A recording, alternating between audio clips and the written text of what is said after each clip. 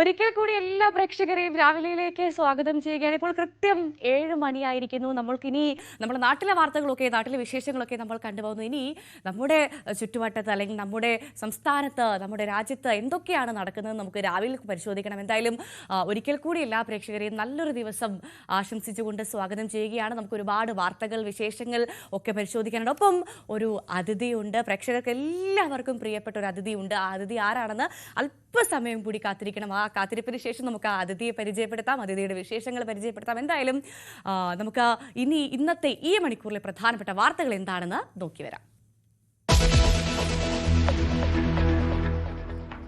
നിലമ്പൂരിൽ ഉപതിരഞ്ഞെടുപ്പിന് കളമൊരുങ്ങി. പ്രഖ്യാപനം ഉടനുണ്ടായേക്കും.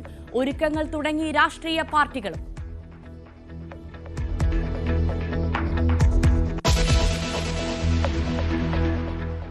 ഭൂകമ്പത്തിൽ മ്യാൻമറിലും തായ്ലൻഡിലും വലിയ നാശനഷ്ടങ്ങൾ. മരണം 200ഓളം. 100ലേറെ ആളുകൾ തകർന്ന കെട്ടിടങ്ങൾക്കടിയിൽ. രക്ഷാശ്രമങ്ങൾ തുടരുന്നു. ആശ്വാസ വസ്തുക്കൾ എത്തിച്ച് ഇന്ത്യ.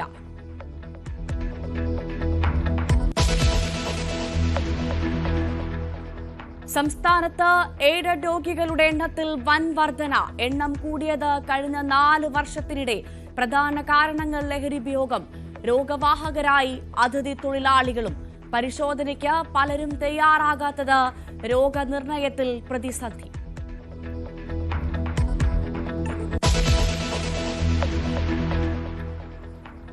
ലഹരി ഉപയോഗം മൂലം HIV പടർന്ന വളാഞ്ചേരിയിൽ ജാഗ്രത കൂട്ടിയ ആരോഗ്യവകുപ്പ്. ഇന്ന് രക്തപരിശോധന തുടങ്ങും. ആദ്യഘട്ട പരിശോധന അതിഥി തൊഴിലാളികളിൽ.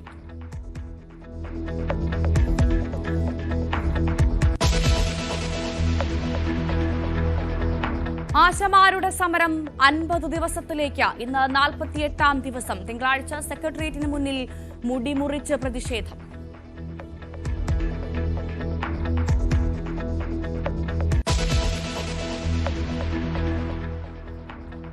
ഇടുക്കിയിലെ നവജാത ശിശുവിന്റെ മരണം കൊലപാതകം. പ്രസവിച്ച ഉടനെ കൊന്നു കുഴിച്ചിട്ടെന്ന് ജാർഖണ്ഡ് സ്വദേശിനിയായ യുവതിയുടെ മൊഴി. കരുനാഗപ്പള്ളി കൊട്ടേഷൻ കൊലപാതകത്തിൽ മുഖ്യപ്രതിയെ തേടി പോലീസ്. ഇനി പിടിയിലാകാനുള്ളത് ആലുവ അതുലടക്കം 4 പേർ. തൊടുപുഴ ബിജു കൊലപാതകത്തിൽ കൂടുതൽ പേർക്ക് പങ്കുണ്ടെന്ന് സംശയം.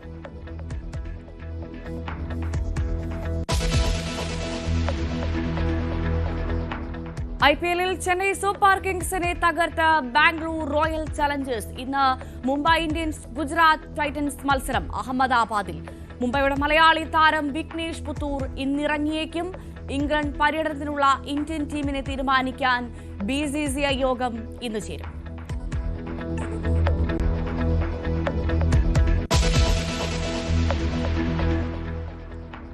ബ്രസീൽ ദേശീയ football team coach Dorival junior പുറത്ത്.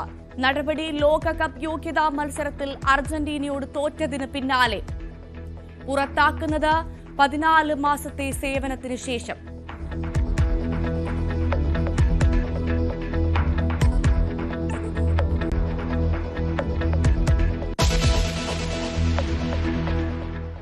നമ്മൾ വളരെ പ്രധാനപ്പെട്ട ഒരു വാർത്തയിലേക്കാണ് കടക്കുന്നത്. വീണ്ടും ഒരു ഉപതെരഞ്ഞെടുപ്പിന് കളമൊരുങ്ങുകയാണ്. ഉപതെരഞ്ഞെടുപ്പ് തീയതി ഉടൻ പ്രഖ്യാപിച്ചേക്കും. കേന്ദ്ര തെരഞ്ഞെടുപ്പ് കമ്മീഷൻ നിലമ്പൂർ അടക്കമുള്ള 6 നിയമസഭാ മണ്ഡലങ്ങളിലെ തെരഞ്ഞെടുപ്പിനായി ഒരുക്കങ്ങൾ ആരംഭിച്ചു. മെയ് മാസത്തിൽ തെരഞ്ഞെടുപ്പ് നടത്താനാണ് നീക്കം. അത് ഉണ്ടാകുമെന്നുള്ള പ്രതീക്ഷയിൽ തന്നെയാണ് നമ്മളുള്ളത്. വോട്ടർ പട്ടിക ഉടൻ പ്രസിദ്ധീകരിക്കും. അതേസമയം ഉപതെരഞ്ഞെടുപ്പിനായുള്ള ഒരുക്കങ്ങൾ രാഷ്ട്രീയ പാർട്ടികളും ആരംഭിച്ചു കഴിഞ്ഞു. PV അൻവർ രാജിവെച്ചതിന് പിന്നാലെയാണ് നിലമ്പൂരിൽ ഉപതെരഞ്ഞെടുപ്പിന് കളമൊരുങ്ങുന്നത്. എന്തായാലും CV അനുമോദ് അല്പസമയത്തിനകം നിലമ്പൂരിലെ സാഹചര്യമായി ചേരും. ഒപ്പം തിരുവനന്തപുരത്ത് പൊളിറ്റിക്കൽ വിവരങ്ങളുമായി ഒപ്പം ഡാൻ കുര്യനും നമുക്കൊപ്പം ചേരുമെന്നാണ് പ്രതീക്ഷിക്കുന്നത്. എന്തായാലും 6 സംസ്ഥാനങ്ങളിലെ 8 നിയമസഭാ മണ്ഡലങ്ങളിൽ ഉപതെരഞ്ഞെടുപ്പിനുള്ള തയ്യാറെടുപ്പാണ് തുടങ്ങിയത്. കേരളത്തിൽ എന്തായാലും നിലമ്പൂരിലാണ് ഉപതെരഞ്ഞെടുപ്പുള്ളത്. CV അനുമോദ് ചേരുന്നു നിലമ്പൂരിൽ നിന്നും. Anumod, very good morning. എന്തായാലും വീണ്ടും ഒരു ഉപതെരഞ്ഞെടുപ്പിനുള്ള അംഗം ആരംഭിക്കുകയാണ്. മെയ്യിൽ ഉണ്ടാകുമോ എന്നാണ് നമുക്ക് അറിയേണ്ടത്. എപ്പോഴത്തേക്ക് പ്രഖ്യാപനം ഉണ്ടാകും? ഒരുങ്ങിക്കഴിഞ്ഞു നിലമ്പൂർ?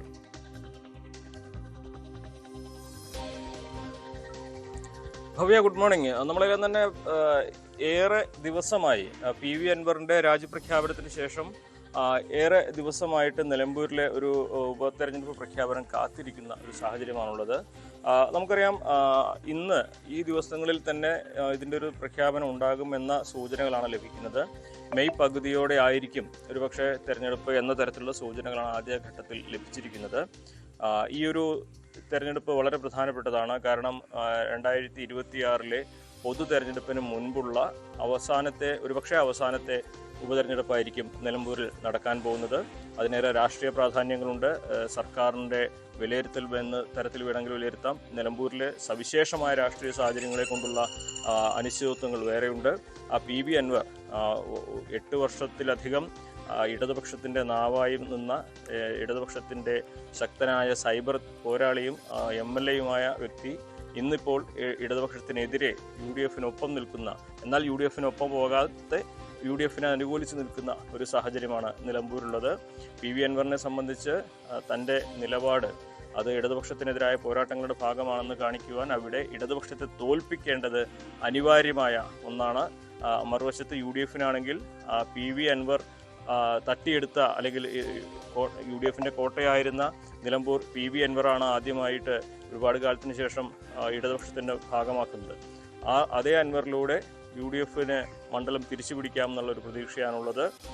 ഇവിടെ സ്ഥാനാർത്ഥി ചർച്ചകളൊക്കെ തുടങ്ങി കഴിഞ്ഞിരിക്കുന്നു. UDF-ൽ നേരത്തെ തന്നെ സ്ഥാനാർത്ഥി നിർണയത്തിൻ്റെ സമയത്ത്, അല്ലെങ്കിൽ അതിൻ്റെ പ്രഖ്യാപനത്തിൻ്റെ സമയത്തൊക്കെ തന്നെ PV അൻവർ പറഞ്ഞൊരു കാര്യമുണ്ട്, രാജിവെച്ചെന്ന്.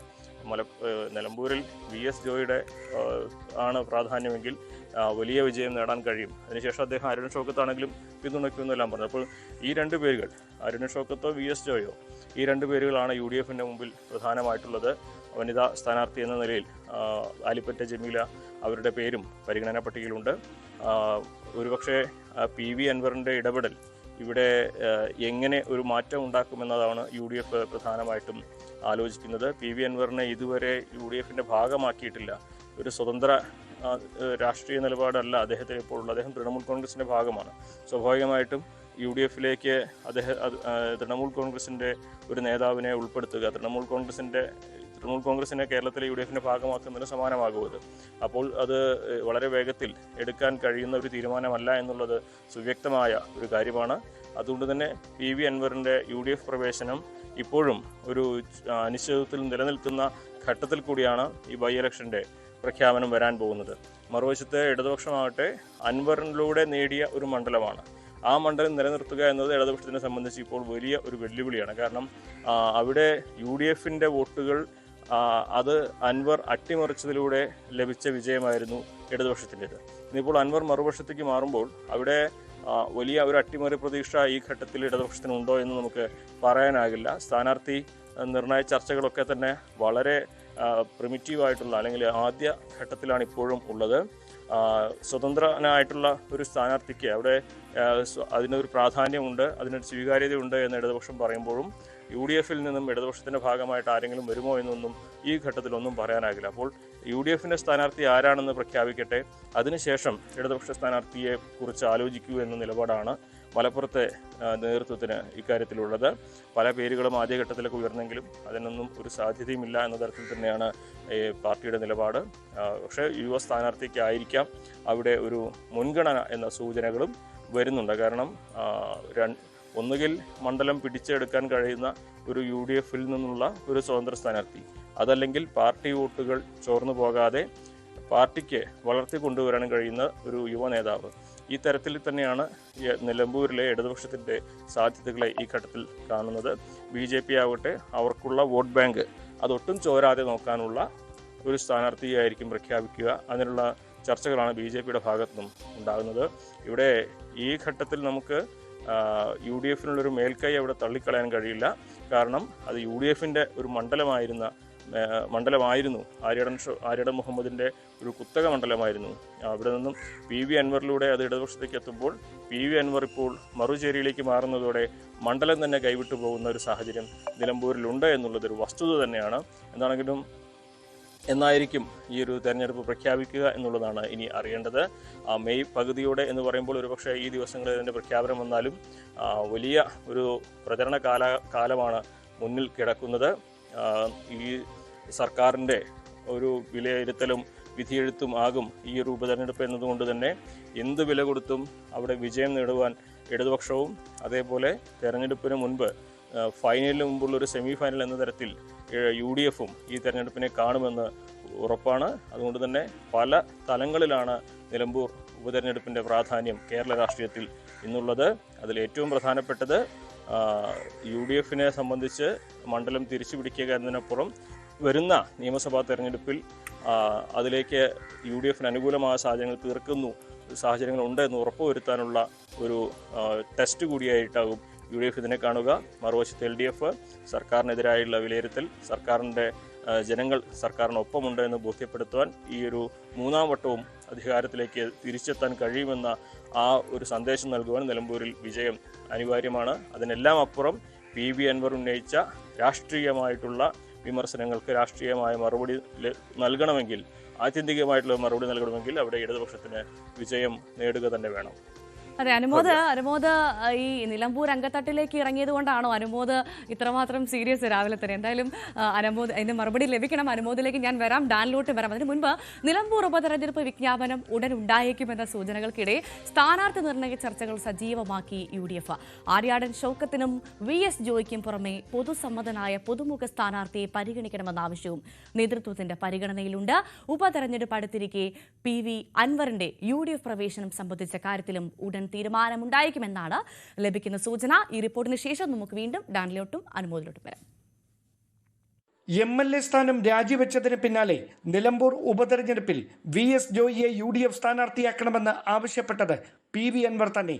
ക്രൈസ്തവ ന്യൂനപക്ഷങ്ങൾക്കിടയിലും യുവ വോട്ടർമാർക്കിടയിലും സ്വാധീനമുറപ്പിക്കാൻ VS ജോയിക്ക് കഴിയുമെന്നാണ് നേതൃത്വത്തിന്റെയും കണക്കുകൂട്ടൽ. അതേസമയം ലോക്സഭാ നിയമസഭാ തെരഞ്ഞെടുപ്പുകളിൽ DCC അധ്യക്ഷന്മാർ മത്സരിക്കേണ്ടതില്ലെന്ന് ദേശീയ നേതൃത്വം നിലപാട് കടുപ്പിച്ചാൽ VS ജോയിയുടെ സ്ഥാനാർത്ഥിത്വം പരുങ്ങലിലാകും. മുൻ നിയമസഭാ തെരഞ്ഞെടുപ്പിലെ സ്ഥാനാർത്ഥി കൂടിയായ ആര്യാടൻ ഷൗക്കത്തിന്റെ സാധ്യതകൾ വർദ്ധിപ്പിക്കുന്നതും ഈ സാഹചര്യമാകും. മണ്ഡലത്തിലെ പൊതുപരിപാടികളിലടക്കം ഷൗക്കത്ത് സജീവമാണെങ്കിലും DCC അധ്യക്ഷൻ കൂടിയായ VS ജോയിയുമായി നിലനിൽക്കുന്ന അഭിപ്രായ വ്യത്യാസം ജയസാധ്യതകളെ ബാധിച്ചേക്കുമെന്ന ആശങ്ക കോൺഗ്രസ് നേതൃത്വത്തിനുണ്ട്. അതേസമയം മണ്ഡലത്തിൽ നിർണായക സ്വാധീനമുള്ള PV അൻവറിനെ മുന്നണിയിൽ ഉൾപ്പെടുത്തുന്ന കാര്യത്തിൽ അടുത്ത UDF യോഗത്തിൽ തീരുമാനമുണ്ടായേക്കുമെന്നാണ് സൂചന. തൃണമൂൽ കോൺഗ്രസിനെ UDFിന്റെ ഭാഗമാക്കുകയും PV അൻവറിനെ നിലമ്പൂരിൽ സ്ഥാനാർത്ഥിയാക്കുകയും ചെയ്താൽ ബംഗാൾ മുഖ്യമന്ത്രി കൂടിയായ മമതാ ബാനർജി മണ്ഡലത്തിൽ പ്രചാരണത്തിനെത്തുമെന്നും ഇത് കോൺഗ്രസ് തൃണമൂൽ അകലം ഇല്ലാതാക്കുമെന്നുമാണ് അൻവർ അനുകൂലികളുടെ വാദം. മമതയ്ക്കൊപ്പം പ്രിയങ്ക കൂടി നിലമ്പൂരിലേക്ക് പ്രചാരണത്തിനെത്തിയാൽ ദേശീയ തലത്തിലും അതിന്റെ പ്രതിഫലനമുണ്ടാകുമെന്നാണ് തൃണമൂൽ നേതാക്കളുടെ അവകാശവാദം. അതേസമയം അൻവറിന്റെ കൂടി പിന്തുണ ഉറപ്പാക്കിക്കൊണ്ട് വനിതാ പ്രാതിനിധ്യവും മുസ്ലിം പ്രാതിനിധ്യവും ഉൾക്കൊള്ളുന്ന പുതുമുഖത്തെ മണ്ഡലത്തിലേക്ക് പരിഗണിക്കുന്ന കാര്യവും കോൺഗ്രസ് നേതൃത്വത്തിന്റെ പരിഗണനയിലുള്ളതായാണ് സൂചന. അനുകൂല രാഷ്ട്രീയ സാഹചര്യം സ്ഥാനാർത്ഥിത്വത്തിന് വേണ്ടി തമ്മിലടിച്ച് ഇല്ലാതാക്കരുതെന്ന പൊതുവികാരമാണ് കോൺഗ്രസ് നേതൃത്വത്തിന്. അതേസമയം നിലമ്പൂർ നിലനിർത്തേണ്ടത് ഇടതുപക്ഷത്തിന് മുൻപിൽ അനിവാര്യതയായി മാറുന്നത് PV അൻവറിന് മുൻപിൽ മുട്ടുമടക്കാതിരിക്കേണ്ടതിനു വേണ്ടിയാണ്. തിരുവനന്തപുരത്ത് നിന്ന് Dan Kurian, news 18. Dan Kurian തന്നെ ചേരുന്നു നമുക്കൊപ്പം കൂടുതൽ വിവരങ്ങളുമായി. ഡാൻ പറഞ്ഞത് വെച്ചതുപോലെ തന്നെ നിലമ്പൂർ നിലനിർത്തേണ്ടത് ഇടതുമുന്നണിയുടെ അഭിമാന പ്രശ്നമാണ്. അതിനുവേണ്ടി അങ്ങ് ഏതറ്റം വരെയും പോകാൻ അവർ തയ്യാറാകുമെന്ന കാര്യത്തിൽ നമുക്ക് സംശയമില്ല. അപ്പോൾ സ്വാഭാവികമായും ആര് UDFിൽ സ്ഥാനാർത്ഥിയാകും എന്നറിയട്ടെ, അതിനുശേഷം നമുക്ക് നോക്കാം എന്നുള്ളൊരു തീരുമാനത്തിൽ തന്നെയാണോ ഇടതുമുന്നണി എന്നാണോ മനസ്സിലാക്കേണ്ടത്? അതോടൊപ്പം തന്നെ ആരായിരിക്കും UDFിൽ സ്ഥാനാർത്ഥിയാകും എന്നുള്ള കാര്യത്തിൽ സൂചനയുണ്ടോ? എന്താണ് മനസ്സിലാക്കാൻ സാധിക്കുന്നത് ഡാൻ? ഭവ്യ, നിലമ്പൂരിൽ ഇടതുപക്ഷത്തെ പരാജയപ്പെടുത്തേണ്ടത് ഒരേപോലെ UDFിനും അതേപോലെ UDFിന്റെ ഭാഗമാകാൻ ശ്രമിക്കുന്ന PV അൻവറിനും അനിവാര്യതയാണ്. കാരണം അൻവർ ഉന്നയിച്ചിരിക്കുന്ന വിമർശനങ്ങളിൽ കഴമ്പുണ്ട് എന്ന് അൻവറിന് തന്നെ പൊതുസമൂഹത്തെ ബോധ്യപ്പെടുത്തണമെങ്കിൽ അവിടെ LDFിനെ പരാജയപ്പെടുത്തിയേ മതിയാകൂ. പക്ഷേ നിലവിലെ രാഷ്ട്രീയ സാഹചര്യത്തിൽ PV അൻവറിന്റെ UDF പ്രവേശനം സംബന്ധിച്ച് ഇപ്പോഴും ചില അനിശ്ചിതത്വങ്ങൾ നിലനിൽക്കുന്നുണ്ടായിരുന്നു. അത് മാറ്റിക്കൊണ്ട് അടുത്ത UDF യോഗത്തിൽ അൻവറിനെ UDFിലേക്ക് എടുക്കുന്ന കാര്യത്തിൽ ഒരു ധാരണയായേക്കുമെന്ന തരത്തിലുള്ള സൂചനകളാണ് പുറത്തുവരുന്നത്. എന്തായാലും പല പേരുകൾ UDF-ന്റെ സ്ഥാനാർത്ഥി നിർണയവുമായി ബന്ധപ്പെട്ട് ആദ്യഘട്ടം മുതൽ പറഞ്ഞു കേൾക്കുന്നുണ്ട്. അതിൽ ഏറ്റവും മുൻപന്തിയിലുണ്ടായിരുന്നത് DCC അധ്യക്ഷൻ കൂടിയായ VS ജോയിയുടെയും അതോടൊപ്പം മുൻ സ്ഥാനാർത്ഥിയും അതോടൊപ്പം ആര്യാടൻ മുഹമ്മദിന്റെ മകനുമായ ആര്യാടൻ ഷൌക്കത്തിന്റെ പേരുമാണ്. ഈ രണ്ടു പേരിൽ ഒരാൾ സ്ഥാനാർത്ഥിയായേക്കുമെന്നുള്ള തരത്തിലുള്ള സൂചനകളായിരുന്നു ആദ്യഘട്ടത്തിൽ പുറത്തു വന്നുകൊണ്ടിരുന്നത്. പക്ഷേ നേതൃത്വത്തിന് മുൻപിൽ ഇവരെ രണ്ടുപേരെ പരിഗണിക്കുമ്പോഴും ഒരേപോലെ വെല്ലുവിളിയാകുന്നത് VS ജോയിയുടെ സ്ഥാനാർത്ഥിത്വത്തെ ആര്യാടൻ ഷൌക്കത്ത് ഒരു കാരണവശാലും അംഗീകരിക്കില്ല എന്ന് നേതൃത്വത്തിന് ഉറപ്പായി കഴിഞ്ഞു. തിരിച്ച് ആര്യാടൻ ഷൌക്കത്തിന്റെ സ്ഥാനാർത്ഥിത്വത്തോട് VS ജോയിയെ അനുകൂലിക്കുന്ന വിഭാഗവും കടുത്ത എതിർപ്പിൽ തന്നെയാണ്. ഇവരിൽ ആരെ സ്ഥാനാർത്ഥിയാക്കിയാലും ഈ പരസ്പരം പ്രാദേശികമായി അവിടെ നിലനിൽക്കുന്ന തർക്കങ്ങൾ അവരുടെ രണ്ടുപേരുടെയും ജയസാധ്യതകളെ ബാധിച്ചേക്കാമെന്നൊരു പൊതുവിലയിരുത്തൽ കോൺഗ്രസ് ക്യാമ്പിനുണ്ട്. പക്ഷേ VS ജോയിക്ക് വേണ്ടി മുതിർന്ന നേതാക്കളടക്കം ഹൈക്കമാൻഡിന് മുമ്പിൽ ആവശ്യം ഉന്നയിച്ചിട്ടുണ്ട്. സംസ്ഥാനത്ത് നിന്ന് പ്രതിപക്ഷ നേതാവ് ഉൾപ്പെടെയുള്ളവർ VS ജോയിക്ക് വേണ്ടി അത്തരത്തിൽ അവകാശവാദം ഉന്നയിച്ചിട്ടുണ്ട് എന്ന സൂചനകളാണ് നമുക്ക് ഡൽഹിയിൽ നിന്ന് ഉൾപ്പെടെ ലഭിക്കുന്നത്. പക്ഷേ VS ജോയി തൽക്കാലം DCC അധ്യക്ഷ സ്ഥാനത്തേക്ക് തുടരട്ടെ, തെരഞ്ഞെടുപ്പിന് വേണ്ടിയല്ല, പാർട്ടിയെ തെരഞ്ഞെടുപ്പിനെ സജ്ജമാക്കിയാൽ മതി എന്നൊരു പൊതു നിലപാട് അത് ഹൈക്കമാൻഡ് നേതൃത്വം സ്വീകരിച്ചാൽ ജോയിയുടെ പേര് മാറ്റി നിർത്തി മറ്റേ പേരുകളിലേക്ക് ചർച്ച കിടക്കും. അവിടെയാണ് നമ്മൾ റിപ്പോർട്ടിൽ സൂചിപ്പിച്ച പോലെ ആര്യാടൻ ഷൌക്കത്തിന്റെ പേര് വീണ്ടും സജീവമാകാനുള്ള സാധ്യത. എന്തായാലും ഇവർ തമ്മിൽ നിലനിൽക്കുന്ന തർക്കങ്ങൾ പരിഹരിക്കുന്നതിന് വേണ്ടിയിട്ടൊരു നീക്കം കോൺഗ്രസിന്റെ സംസ്ഥാന നേതൃത്വത്തിന്റെ ഭാഗത്ത് നിന്ന് ഇതിനോടകം തന്നെ നടക്കുന്നുണ്ട്. അത് ഫലം കണ്ടാൽ ആര്യാടൻ ഷൌക്കത്തിന് തന്നെയായിരിക്കും വഴി തുറക്കപ്പെടുക. അതല്ല, ആര്യാടൻ ഷൌക്കത്തിനെ മാറ്റി നിർത്തുന്ന മറ്റൊരു പേരിലേക്ക് പോകുന്ന സാഹചര്യമുണ്ടായാൽ ഷൌക്കത്ത് ഒരു കടുത്ത തീരുമാനത്തിലേക്ക് കടന്നേക്കുമെന്ന അഭ്യൂഹം വരെ കോൺഗ്രസ് ക്യാമ്പിൽ സജീവമാണ്. അതുകൊണ്ട് അത്ര പെട്ടെന്ന് ഷൌക്കത്തിനെ അങ്ങ് മാറ്റി നിർത്താൻ കഴിയില്ല. ഇനി ജയസാധ്യത മാത്രം മുന്നിൽ നിർത്തിക്കൊണ്ടായിരിക്കും സ്ഥാനാർത്ഥി നിർണയം നടത്തുകയെന്ന് കോൺഗ്രസ് നേതൃത്വം കൃത്യമായ സൂചന നൽകുമ്പോഴാണ് PV അൻവറിന്റെ ഒരു പിന്തുണ ഉറപ്പാക്കേണ്ടത് അവിടെ അനിവാര്യതയായി മാറുന്നത്. അതുകൊണ്ട് തന്നെയാണ് മണ്ഡലത്തിൽ നിർണായക സ്വാധീനമുള്ള MLA കൂടിയായിരുന്ന PV അൻവറിനെ UDF-ന്റെ ഭാഗമാക്കണം. അങ്ങനെ അവിടെ കൃത്യമായി UDF-ന് പിന്തുണ ഉറപ്പാക്കിയാൽ മാത്രമേ അവിടെ വിജയം ഉണ്ടാകുകയുള്ളൂ എന്നൊരു വിലയിരുത്തൽ നേതൃത്വത്തിൽ ഉടലെടുക്കുന്നത്. അവിടെ അൻവറിന്റെ പാർട്ടിയായ തൃണമൂലിനെയും UDF-ന്റെ ഭാഗമാക്കിയാൽ അൻവർ തന്നെ ഒരുപക്ഷെ സ്ഥാനാർത്ഥിത്വത്തിന് വേണ്ടി അവകാശവാദം ഉന്നയിച്ചേക്കാമെന്നുള്ള തരത്തിലുള്ള സൂചനകൾ തൃണമൂൽ കേന്ദ്രങ്ങളിൽ നിന്നൊക്കെ ലഭിക്കുന്നുണ്ട്. പക്ഷേ അത് കോൺഗ്രസ് നേതൃത്വം UDF നേതൃത്വം അതിനെ എങ്ങനെ പരിഗണിക്കും എന്നതാണ് ആകാംക്ഷ ഉണർത്തുന്ന കാര്യം. ഒരുപക്ഷെ ഇതൊരു ഉപതെരഞ്ഞെടുപ്പ് മാത്രമാണ്. നിയമസഭാ തെരഞ്ഞെടുപ്പിന് ഒരു വർഷത്തിൽ താഴെ കഷ്ടിച്ച് കാലാവധി ബാക്കിയുള്ളൂ. അവിടെ PV അൻവർ അങ്ങനെയൊരു അവകാശവാദത്തിൽ ഒരു കടമ്പിടുത്തം തുടരുമോ അതോ അതിനപ്പുറത്തേക്ക് അൻവറിന് മറ്റെന്തെങ്കിലും ചില രാഷ്ട്രീയ ലക്ഷ്യങ്ങളുണ്ടോ എന്ന കാര്യങ്ങളൊക്കെ വ്യക്തത കൈവരാനുണ്ട്. അതിനിടയിലാണ് ഒരു പൊതുസമ്മതയായ പുതുമുഖത്തെ കൂടി അവിടേക്ക് പരിഗണിക്കേണ്ടതുണ്ട് എന്ന തരത്തിലുള്ള ചർച്ചകളും കോൺഗ്രസ് ക്യാമ്പിൽ സജീവമായി മാറിയിരിക്കുന്നത്. ശരി, എന്തായാലും നിലമ്പൂർ ഒരു ഉപതെരഞ്ഞെടുപ്പിന് ഒരുങ്ങുകയാണ്. ഡാൻ കുര്യനുമൊപ്പം CV അനുമോദുമാണ് വിവരങ്ങൾ പങ്കുവച്ചത്.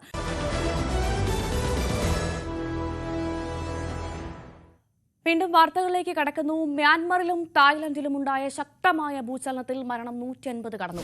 800ഓളം പേർക്ക് പരിക്ക്. കെട്ടിടങ്ങൾ തകർന്നു വീണ് കാണാതായവരുടെ എണ്ണവും കൂടുന്നു. ഇന്ത്യ 15 ടൺ ദുരിതാശ്വാസ വസ്തുക്കൾ മ്യാൻമറിലേക്ക് അയച്ചു.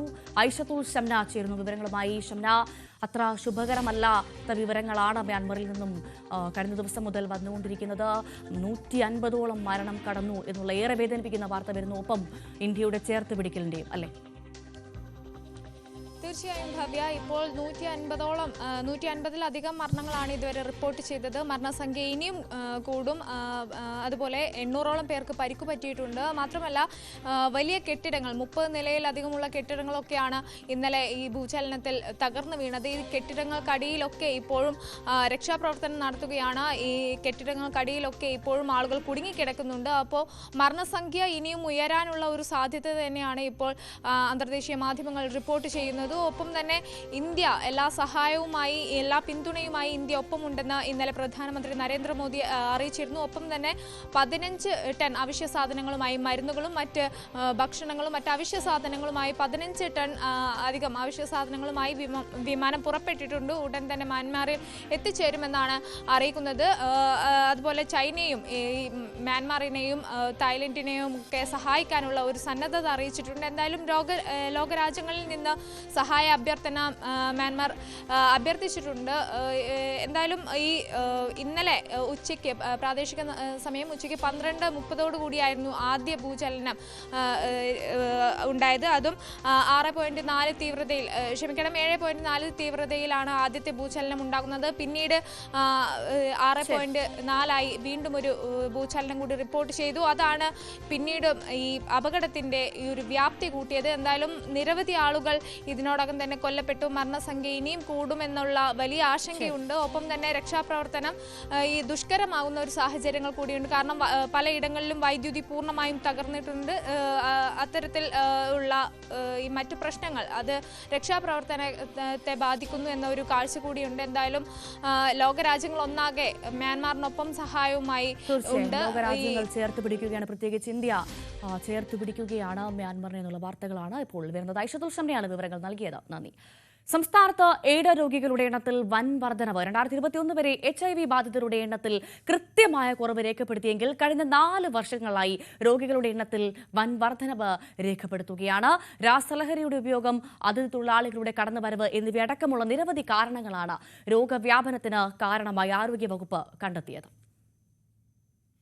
മലപ്പുറം വളാഞ്ചേരിയിൽ നിന്നും 10 പേർക്ക് എയ്ഡ്സ് രോഗബാധ കണ്ടെത്തിയെന്ന ഞെട്ടിക്കുന്ന കണക്കുകളാണ് നമുക്ക് മുന്നിലുള്ളത്. എയ്ഡ്സ് രോഗം പടർന്ന വഴിയോ അതിലുമേറെ ഞെട്ടിക്കും. ഒരേ സിറിഞ്ച് ഉപയോഗിച്ച് ലഹരി കുത്തിവെച്ച 10 പേരിലാണ് രോഗം പടർന്നത്. രാജ്യത്ത് ഏറ്റവും കുറഞ്ഞ HIV വ്യാപന നിരക്കുണ്ടായിരുന്ന സംസ്ഥാനമായിരുന്നു ഇതുവരെ കേരളം. ഈ വർഷത്തോടെ രോഗവ്യാപന നിരക്ക് 0-ലെത്തിക്കാനുള്ള കേരളത്തിന്റെ ശ്രമങ്ങൾക്ക് തിരിച്ചടിയുണ്ടായെന്ന് തെളിയിക്കുന്നതാണ് ഇനിയുള്ള കണക്കുകൾ. 2020 കേരളത്തിൽ രോഗബാധ കണ്ടെത്തിയത് 840 പേർക്കാണ്. പിന്നീടുള്ള വർഷങ്ങളിൽ രോഗബാധിതരുടെ എണ്ണത്തിൽ ക്രമാതീതമായ വർധനവ്. 2021 866 പേരിലും 2022 1126 പേരിലും 2023 ആയപ്പോൾ അത് 1270 ഉയർന്നു. 2024 കണക്ക് പ്രകാരം 1130 പേരിലാണ് രോഗബാധ കണ്ടെത്തിയത്. കൃത്യമായ ബോധവൽക്കരണവും തയ്യാറെടുപ്പുകളും നടത്തി രോഗവ്യാപനം 0-ലെത്തിക്കാനുള്ള ശ്രമങ്ങൾ പരാജയപ്പെട്ടതിന് പല കാരണങ്ങളുണ്ട്. 1. വ്യാപകമായ ലഹരി ഉപയോഗം. 2. അതിഥി തൊഴിലാളികളുടെ കടന്നുവരവ്. 3. സ്വവർഗാനുരാഗികൾക്കിടയിലെ സുരക്ഷിതമല്ലാത്ത ലൈംഗിക ബന്ധം. കേരളത്തിലെ അതിഥി തൊഴിലാളി കേന്ദ്രങ്ങളിലെല്ലാം നിരവധി രോഗികളുണ്ടെന്ന് ആരോഗ്യവകുപ്പ് പറയുന്നു. പലരും പരിശോധനയ്ക്ക് പോലും തയ്യാറാവുന്നില്ല. അതുകൊണ്ട് തന്നെ കണക്കുകൾ കൃത്യവുമല്ല. കോവിഡിന് ശേഷം രാസലഹരിയുടെ ഉപയോഗം വർദ്ധിച്ചതാണ് മറ്റൊരു വെല്ലുവിളി. ഒരേ സിറിഞ്ച് മാറി മാറി ഉപയോഗിച്ച് രോഗം വരുത്തിയവർ നിരവധി. സ്വവർഗാനുരാഗികളും ട്രാൻസ്ജെൻഡറുകൾക്കുമിടയിലെ സുരക്ഷിതമല്ലാത്ത ലൈംഗിക ബന്ധം മറ്റൊരു വിപത്തായി മാറുകയാണ്. കഴിഞ്ഞ വർഷം മാത്രം 10 ട്രാൻസ്ജെൻഡറുകളിലാണ് രോഗം കണ്ടെത്തിയത്. രാജ്യത്തിന് തന്നെ മാതൃകയായ ഇടപെടലുകളിലൂടെയാണ് എയ്ഡ്സ് എന്ന മഹാമാരിയെ കേരളം ചെറുത്തു നിർത്തിയിരുന്നത്. 2005 2627 എയ്ഡ്സ് രോഗികളെ കണ്ടെത്തിയിടത്തു നിന്നും 2020 അത് വെറും 840 കുറച്ചു കൊണ്ടുവരാൻ കേരളത്തിന് കഴിഞ്ഞിരുന്നു. എന്നാൽ തൊട്ടടുത്ത വർഷം മുതൽ കേരളത്തിന്റെ ഈ പ്രതിരോധ കോട്ട തകർന്നു. രോഗികളുടെ എണ്ണം വർദ്ധിക്കുന്നു എന്നതിനപ്പുറം ഭയപ്പെടുത്തുന്ന മറ്റൊന്നുകൂടിയുണ്ട്. പലരും പരിശോധനയ്ക്ക് പോലും പിടിതരാത്ത സാഹചര്യമെന്നതാണ് ആരോഗ്യവകുപ്പിനെ കുഴയ്ക്കുന്നത്. മലപ്പുറം വളാഞ്ചേരിയിൽ നിന്ന് റിപ്പോർട്ട് ചെയ്ത ഞെട്ടിക്കുന്ന കണക്കുകൾക്ക് പിന്നാലെ സമഗ്ര പരിശോധനയ്ക്ക് ഒരുങ്ങുകയാണ് ആരോഗ്യവകുപ്പ്. ബോധവൽക്കരണ നീക്കമൊന്നും അതിഥി തൊഴിലാളികൾക്കിടയിൽ ഫലം ചെയ്യുന്നില്ല എന്നതാണ് ഇപ്പോഴത്തെ അനുഭവം. ലൈംഗിക ബന്ധത്തിലൂടെ അല്ലാതെയും രോഗം പടരുമെന്നിരിക്കെ രോഗം പടരുന്നത് തടയാൻ അതീവ ജാഗ്രതയാണ് ആവശ്യം. ന്യൂസ് 18 തിരുവനന്തപുരം. കളമശ്ശേരി പോളിടെക്നിക് ഹോസ്റ്റലിലെ കഞ്ചാവ് കേസിൽ പ്രതികളുമായി ഇന്ന് തെളിവെടുപ്പ് നടത്തിയേക്കും. 2 വിദ്യാർത്ഥികളും 2 പൂർവ്വ വിദ്യാർത്ഥികളുമായാണ് തെളിവെടുപ്പ്. കേസിൽ അന്വേഷണം പുരോഗമിക്കുകയാണ്.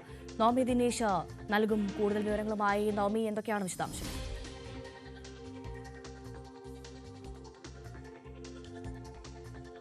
കളമശ്ശേരി പോളിടെക്നിക്കൽ കോളേജിലെ ഹോസ്റ്റലിൽ നിന്നും കഞ്ചാവ് പിടികൂടിയ സംഭവത്തിൽ 4 പ്രതികളാണ് ഇപ്പോൾ പോലീസിന്റെ കസ്റ്റഡിയിലുള്ളത്.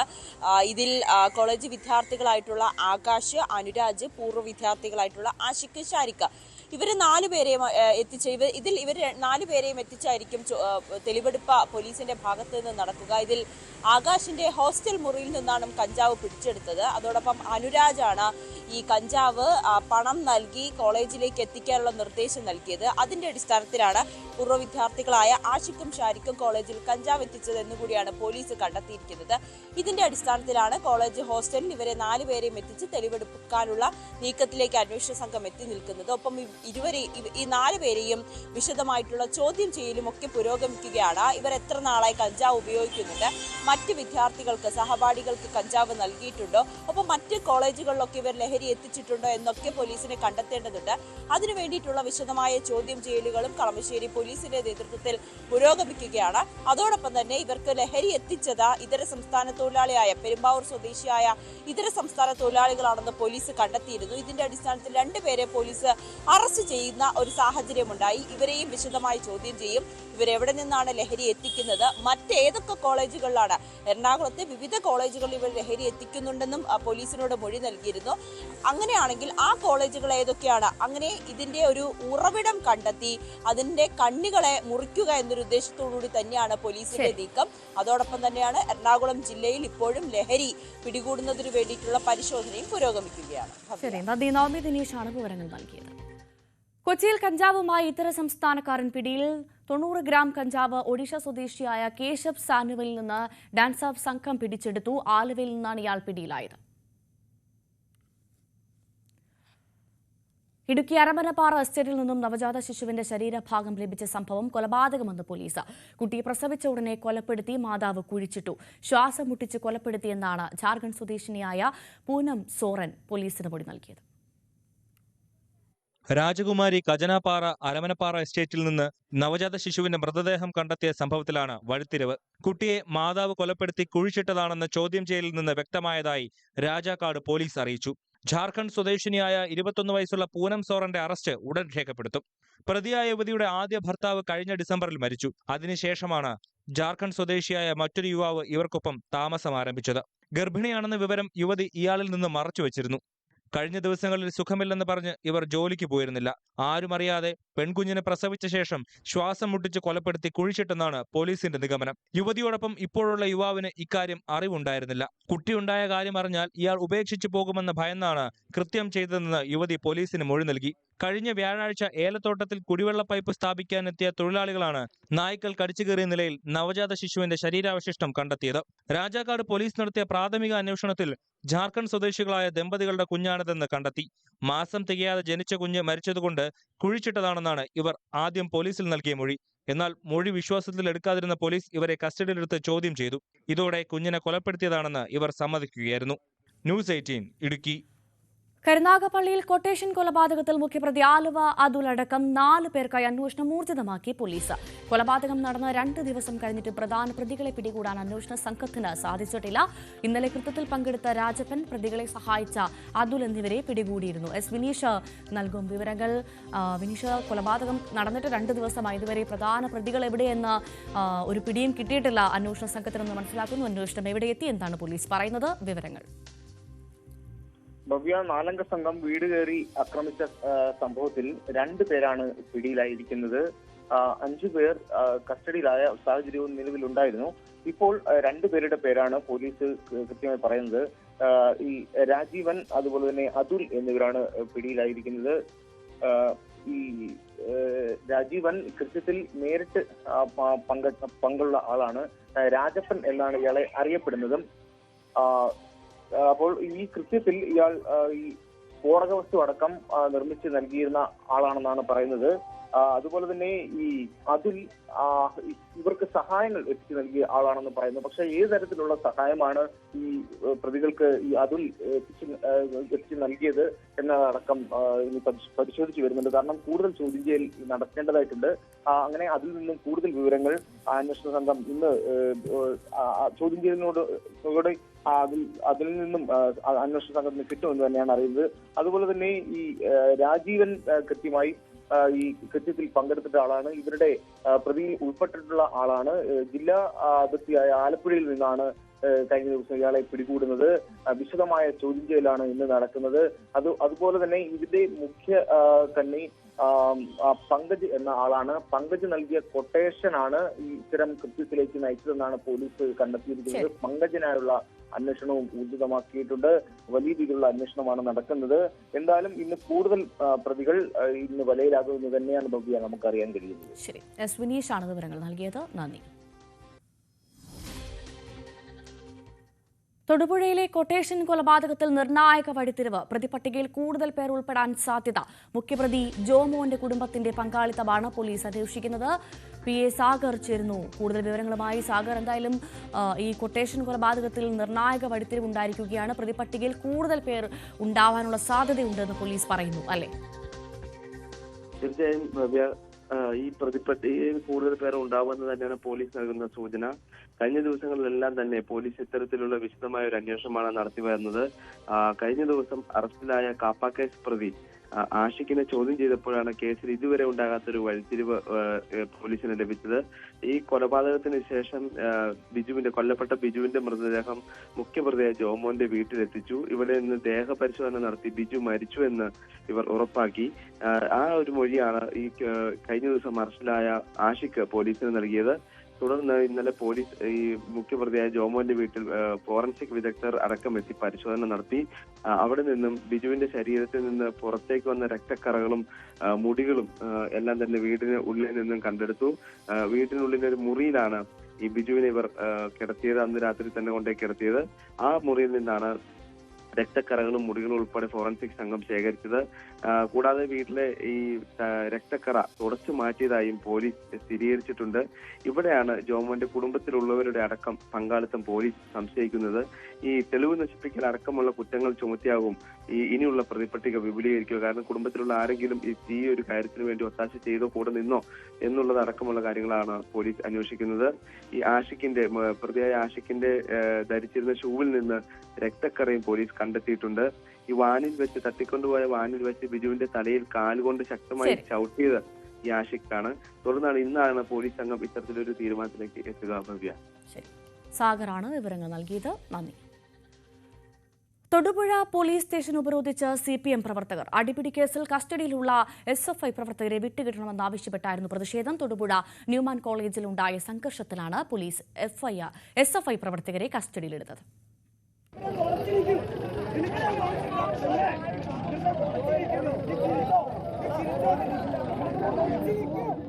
തൊടുപുഴ ന്യൂമാൻ കോളേജിലെ യാത്രയയപ്പുമായി ബന്ധപ്പെട്ടാണ് സംഘർഷമുണ്ടായത്.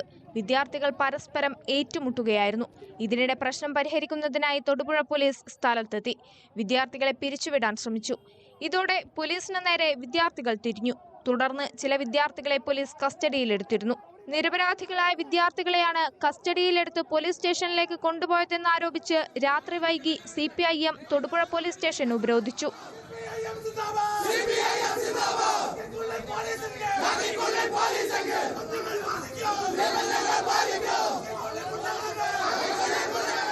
പോലീസ് സ്റ്റേഷൻ കവാടത്തിനുള്ളിൽ കയറി കുത്തിയിരുന്ന് പ്രവർത്തകരും നേതാക്കളും മണിക്കൂറുകൾ മുദ്രാവാക്യം വിളിച്ചു. SFI പ്രവർത്തകരായ 5 വിദ്യാർത്ഥികളെയാണ് കസ്റ്റഡിയിലെടുത്തിട്ടുള്ളത്. ഇവരെ വിട്ടുകിട്ടണമെന്നാവശ്യപ്പെട്ടാണ് CPIM പ്രവർത്തകർ പോലീസ് സ്റ്റേഷൻ ഉപരോധിച്ചത്. തൊടുപുഴ DYSP അടക്കമുള്ള പോലീസ് ഉദ്യോഗസ്ഥർ രാത്രിയിൽ സ്റ്റേഷനിലെത്തി. പോലീസിനെ തള്ളിമാറ്റി സ്റ്റേഷനുള്ളിലേക്ക് തള്ളിക്കയറിയാണ് പ്രവർത്തകർ കുത്തിയിരുന്ന് പ്രതിഷേധിച്ചത്. പോലീസ് സ്റ്റേഷന് കാവൽ നിൽക്കുന്ന പാറാവുകാരന്റെ കസേരയിലിരുന്നായിരുന്നു CPIMന്റെ പ്രതിഷേധം. ന്യൂസ് 18 ഇടുക്കി. മാർച്ച് 29 ഇന്ന് ഒരുപാട് പേരുടെ നല്ല സന്തോഷമുള്ള വിശേഷമുള്ള ദിവസമാണ്. അപ്പോൾ വിശേഷം ആഘോഷിക്കുന്ന എല്ലാവരുടെയും കൂടെ ഞങ്ങളുമുണ്ട്. അവർക്ക് എല്ലാവർക്കും ഞങ്ങളും ന്യൂസ് 18 ആശംസകൾ നേരുകയാണ്. എന്തായാലും കോട്ടയം പാമ്പാടി സ്വദേശിനിയായ തക്കുടു എന്ന് വിളിക്കുന്ന ഗിഫ്റ്റി മോളുടെ 10ാമത്തെ ജന്മദിനമായിരുന്നു ഇന്നലെ. അപ്പോൾ എന്തായാലും തക്കുടു മോൾക്ക്, അങ്ങനെ വിളിക്കാനാണ് എനിക്കിഷ്ടം, എന്തായാലും തക്കുടു മോൾക്ക് പിറന്നാൾ ആശംസകൾ. ഒരുപാട് വർഷം നമുക്ക് നല്ല സന്തോഷത്തോടു കൂടി പിറന്നാൾ ആഘോഷിക്കാൻ സാധിക്കട്ടെ. അപ്പം ഹാപ്പി ബർത്ത്ഡേ മോൾ. ഇന്ന് വിവാഹ വാർഷികം ആഘോഷിക്കുകയാണ് ദിനേശനും പ്രേമ ദിനേശനും. മകൾ അഞ്ജലി ദിനേശാണ് ആശംസകളുമായി ഞങ്ങൾക്ക് ഈ കാർഡ് അയച്ചത്. അപ്പോൾ എന്തായാലും ദിനേശൻ ചേട്ടനും പ്രേമ ചേച്ചിക്കും ഹാപ്പി വെഡിങ് ആനിവേഴ്സറി. ഇനിയും ഒരുപാട് കാലം ഇങ്ങനെ സ്നേഹത്തോടെ ചേർത്ത് പിടിക്കാൻ സാധിക്കട്ടെ. ഒരുമിച്ച് വിവാഹ വാർഷികം ആഘോഷിക്കാൻ സാധിക്കട്ടെ. Happy wedding anniversary. കരുനാഗപ്പള്ളിയിലുള്ള ധ്യാനിന്റെ പിറന്നാളാണിന്ന്. ആശംസകൾ അറിയിക്കുന്നത് അച്ഛൻ ലിനുവും അമ്മ ഗായത്രിയും ഒപ്പം ന്യൂസ് 18 എന്തായാലും ധ്യാൻ മോന് ഹാപ്പി ബർത്ത്ഡേ.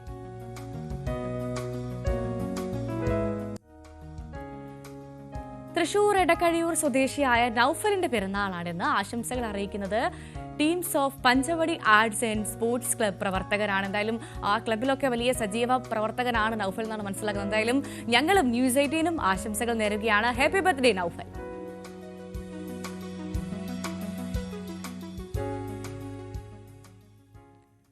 അപ്പം നമ്മൾ എന്തായാലും ഇന്നത്തെ ദിവസം സജീവമായി തുടങ്ങിക്കഴിഞ്ഞു. ഒരുപാട് വാർത്തകളും വിശേഷങ്ങളും അതിഥിയുടെ വിശേഷങ്ങളും ഒക്കെയുമായി സജീവമായൊരു രാവിലെയായിരുന്നു. എന്തായാലും രാവിലെയുടെ സമയം ഇവിടെ പൂർണ്ണമാവുകയാണ്.